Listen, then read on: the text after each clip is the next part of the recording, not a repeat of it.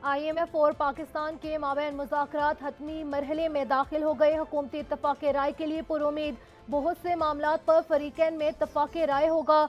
वज़ीर आज़म शहबाज शरीफ ने भी IMF वफ़द को अहदाफ पर अमल दरामद की यकीन दहानी करा दी।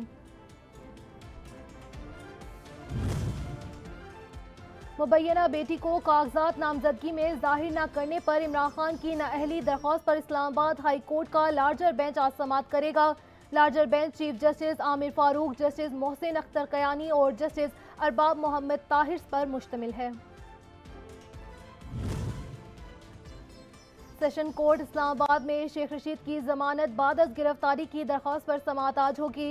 सेशन कोर्ट ने गुज़िश्ता रोज शेख रशीद की दरख्वास्त जमानत एडिशनल सेशन जज को भिजवा दी थी। जज ताहिर अब्बास सपेरा साबिक वजीर दाखिला शेख रशीद की दरख्वास्त जमानत पर समाअत करेंगे।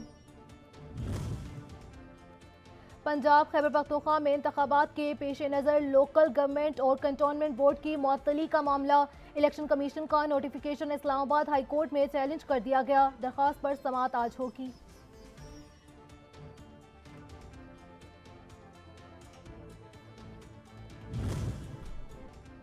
पेशावर से कराची जाने वाली इलामा इकबाल एक्सप्रेस बड़े हादसे से बच गई। इलामा इकबाल एक्सप्रेस की बोगियां कोटरी स्टेशन के करीब तेज रफ्तारी के सबब एक ट्रैक से दूसरे ट्रैक पर जाते हुए दो हिस्सों में तकसीम हो गई, ताहम कोई जानी नुकसान नहीं हुआ।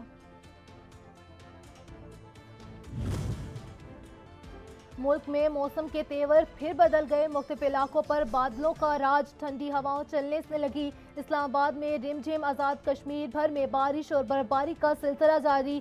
वादी लीपा नीलम के बुलंद पहाड़ी मकामात पर बर्फ और ज़ेरीन इलाकों में बारिश का सिलसिला जारी।